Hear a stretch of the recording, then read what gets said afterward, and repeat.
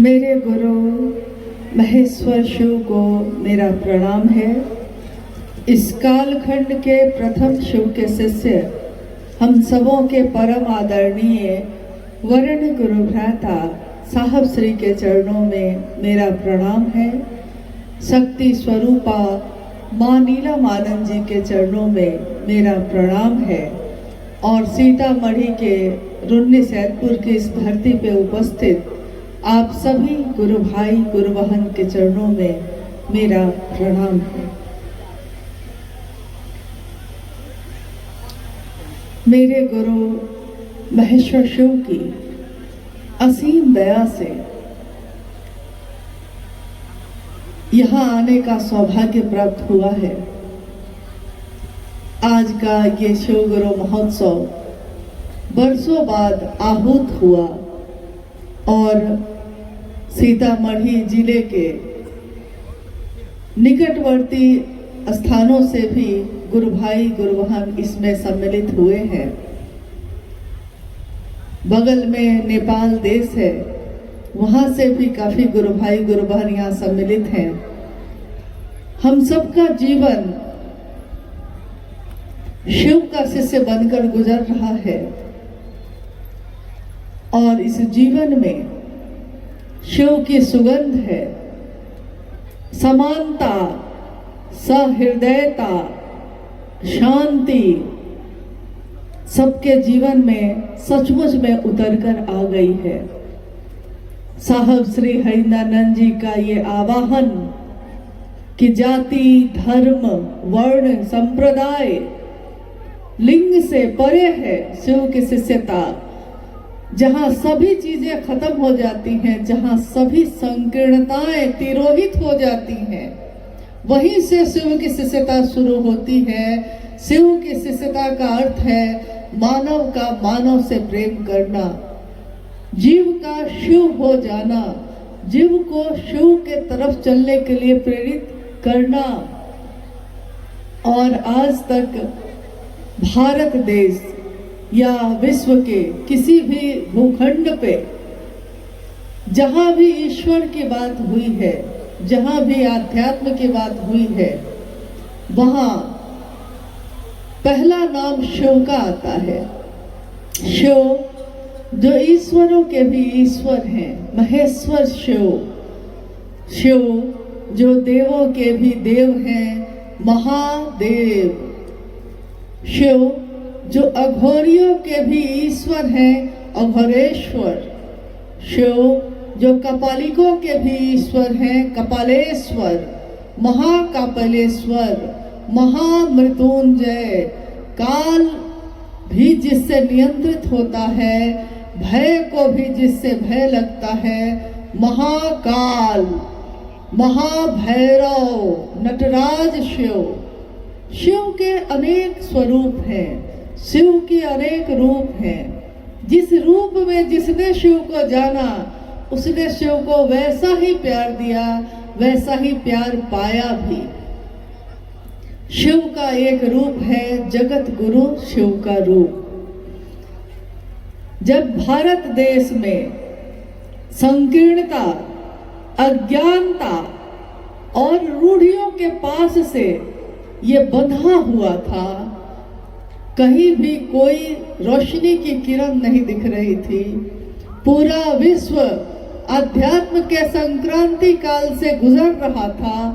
उस काल में सन 1980 के दशक में शिव के शिष्य साहब हरिनानंद जी ने आवाहन किया जगत के लोगों को कि जगत का एक एक व्यक्ति शिव का शिष्य हो सकता है। आइए भगवान शिव को अपना गुरु मानते हैं। साहब श्री ने कहा शिव जन जन के गुरु हैं, मेरे हैं, आपके भी हो सकते हैं। मैंने परीक्षा की है, आपकी परीक्षा भी प्रार्थनीय है। उन्होंने प्रार्थना की, उन्होंने ये नहीं कहा कि मैं कह रहा हूं इसलिए मान जाओ। उन्होंने कहा कि मैंने पिछले 8 वर्षों में जब से मैंने शिव को गुरु माना, परीक्षा ही परीक्षा की अपने गुरु की। कहते हैं गुरु शिष्य की परीक्षा करते हैं, परंतु शिव के शिष्य ने शिव को गुरु बना तो लिया और शिष्य ही गुरु की परीक्षा कर रहा है। पिछले 8 वर्षों में साहब श्री ने देखा कि जो वो सोच रहे हैं सो हो जाता है, जो वो कहते हैं वो घटित हो जाता है। यहाँ तक कि जो उनकी सोच है दूसरों को शिव की तरफ बढ़ाने की, जो अंतः प्रेरणा जगी है उनके मन में, ये अंतः प्रेरणा कि अगर यदि विश्व का मानव, संपूर्ण मानवीय सृष्टि अगर अपना शिष्य भाव देती है शिव को गुरु मानकर, तो विश्व गुरु शिव को विश्व के मानव के अभ्युदय का भार, उसका उत्तरदायित्व लेना ही पड़ेगा। साहब श्री ने कहा कि मैंने देखा है शिव से सुंदर कुछ भी नहीं, शिव से अच्छा कुछ भी नहीं, शिव से बड़ा मित्र नहीं, शिव से बड़ा कुछ भी इस धरती पे नहीं है। शास्त्रों ने लिखा कि नास्ति सर्व समो देवो, नास्ति सर्व समा गति, यानी शिव से बड़ा कोई देव नहीं है, शिव से बड़ी कोई गति नहीं है। नास्ति सर्व समो रणे, नास्ति सर्व समो दाने, शिव से बड़ा कोई योद्धा नहीं है, शिव से बड़ा कोई दानी नहीं है। अगर महादानी कोई है भी तो शिव है। और साहब श्री शिव के शिष्य ने कहा नास्ति सर्व समो गुरु, शिव से बड़ा कोई गुरु नहीं। अगर कोई धरती पे गुरु है, उसका भी कोई गुरु है, उसका भी कोई गुरु है, तो सबसे अंत पड़ेगा, सबसे आदि होगा आदि गुरु शिव। उन्होंने कहा कि जगत में रहने वाले अमीर हो या गरीब हो, चाहे वो अलग अलग जाति अलग अलग धर्म के हो, परंतु यदि वो अपना शिष्य भाव देते हैं, अपने मन का भाव चाहते हैं, तो महादेव गुरु के रूप में कोई भेद नहीं करते, महादेव ईश्वर के रूप में भी भेद नहीं करते, महादेव गुरु के रूप में भी भेद नहीं करते, जहाँ सारे भेद खत्म हो जाते हैं। इसीलिए एक रिक्शा चलाने वाला भी महादेव के दरबार में गले से लगाया जाता है और महलों में रहने वाला भी महादेव के गले से ही लगता है। ये शिव की शिष्य की दुनिया ऐसी दुनिया है जिसमें सदियों से सताए लोग यहाँ सीने से लगाए जाते हैं। दरबार में सच्चे शिव गुरु के दुख दर्द मिटाए जाते हैं, जहाँ जाके हमारे दुख और दर्द मिट जाते हैं, जहाँ पहुंचकर हमारी पीड़ा तिरोहित हो जाती है, खुद ही खत्म हो जाती है। हम भूल जाते हैं हमारे जिंदगी में क्या दुख है, क्या गम है, जिसको हम भूल जाते हैं जब महादेव का सानिध्य प्राप्त करते हैं। उसी महादेव को अपना गुरु बनाने की बात साहब ने कही। साहब श्री हरिनानंद जी ने, जो इस संक्रांति काल में आध्यात्म का बिगुल बजाने वाले हैं और जिन्होंने कहा कि मानव का मानव से प्रेम करना ही धर्म है। धर्म हिंदू मुस्लिम सिख ईसाई नहीं होता, धर्म वो होता है जो एक मानव धारण कर सके और धारण करके जिसके कारण जीवन बढ़ सके। संप्रदाय आपस में बांट सकते हैं, परंतु मानव का धर्म अध्यात्म सारी रंगीनियों को एक कर देता है। अध्यात्म रंगीनियों पर निर्भर नहीं करता, अध्यात्म की रोशनी हर इंसान में एक ही होती है। हमारे रगों में खून एक ही तरह दौड़ता है, हमारी सांसें एक ही तरह से चलती हैं, हमारे दिल की धड़कनें एक ही तरह से धड़कती हैं, हमारा जीवन जो चलता है एक जैसा ही है। अगर आप ना कहिए तो किसी को पता भी ना चले कि कौन किस जाति का है, कौन किस धर्म का है, हम बताते हैं। परंतु जब साहब श्री के जीवन में एक क्षण, एक पल ऐसा आया जब आकाशवाणी हुई और आकाशवाणी में उनसे पूछा गया कि तुम जो करते हो दूसरों को करने के लिए नहीं कहते हो।